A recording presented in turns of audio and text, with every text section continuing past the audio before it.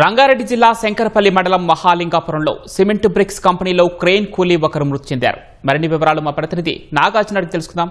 నాగార్జున, ప్రమాదం ఎప్పుడు జరిగింది, ఆ వివరాలేంటి?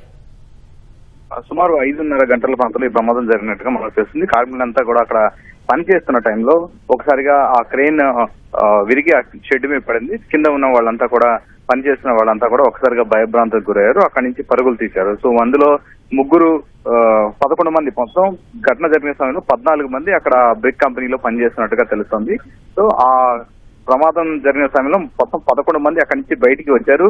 అందులో 7గురికి స్వల్ప గాయాలయ్యాయి. సో దీంతో పాటుగా ఒక 3 కనిపించకుండా పోయారు. అందులో ఒక వ్యక్తిని, డెడ్ బాడీని షెడ్ కింద గుర్తించారు. ఆ డెడ్ బాడీని తరలించారు. మిగతా కూడా మరో 2 ఆచూకీ కోసం ప్రస్తుతం గాలిస్తున్నారు. ఇందులో మనకు ఉన్నటువంటి ఇప్పటి వరకు ఉన్న సమాచారం మేరకు మరొక మృతదేహం కూడా దొరికింది అనేది తెలుస్తుంది. కానీ దీనికి సంబంధించి ఇంకా మాత్రం చెప్పలేదు. ప్రస్తుతానికైతే పోలీసులు చెప్పినటువంటి ప్రకారం అయితే మనకి ఒకరు మృతి చెందినట్టుగా చెప్తున్నారు. అయితే ఈ ఘటనలో గాయపడిన వాళ్ళంతా కూడా స్థానికంగా చేవెళ్ల ఆసుపత్రిలో చికిత్స పొందుతున్నారు. మొత్తం 7గురికి స్వల్ప గాయాలయ్యాయి. ఇందులో ఒకరు మృతి చెందారు. మరొక 2కి పరిస్థితి సీరియస్ గా ఉందనేది సమాచారం. సో దీనికి సంబంధించి ఇంకొక అధికారిక ప్రకటన రావాల్సి ఉంది. ప్రస్తుతానికైతే వాళ్ళంతా కూడా పని వాళ్ళ నుంచి తన తప్పగా ఉన్నటువంటి సిబ్బందిని మొత్తాన్ని ఆరతీగా ఒక ఘటన జరిగిన మొత్తం 14 మంది ఉన్నట్లుగా చెప్తున్నారు. సో ప్రస్తుతానికైతే అక్కడ ఉన్నటువంటి డిఆర్ఎఫ్ బృందాలు అక్కడికి వెళ్ళి దాంతో పాటుగా ఫైర్ సిబ్బంది, దాంతో పాటుగా స్థానిక పోలీసులు, శంకరపల్లి పోలీసులు ఘటనా స్థలానికి చేరుకుని ప్రస్తుతం ఎక్స్క్యూటివ్ ఆపరేషన్ కొనసాగుతుంది.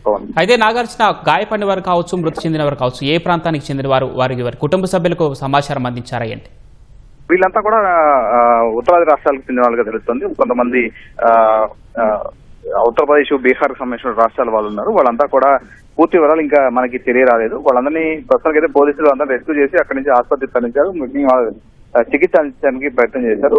అయితే వీళ్ళు సమీపంలోనే వాళ్ళంతా కూడా కన్స్ట్రక్షన్ కంపెనీకి సంబంధించిన దాంట్లో, బ్రిక్స్ కంపెనీకి సంబంధించిన దాంట్లో వాళ్ళంతా చుట్టుపక్కలలోనే నివాసం ఉన్నట్టు తెలుస్తుంది. సో వీళ్ళంతా కూడా ఘటన జరిగిన తర్వాత పోలీసులు వాళ్ళని గుర్తించి వాళ్ళ కుటుంబ సభ్యులకి ఇప్పుడు సమాచారం అందిస్తున్నారు. ఆసుపత్రిలో ఉన్న వాళ్ళ వివరాలు కూడా వాళ్ళ కుటుంబ సభ్యులకి సమాచారం అందిస్తున్నారు. ఇంకా రెస్క్యూ ఆపరేషన్ ఇంకా కొనసాగుతుంది. రైట్, ధన్యవాదాలు నాగార్జున.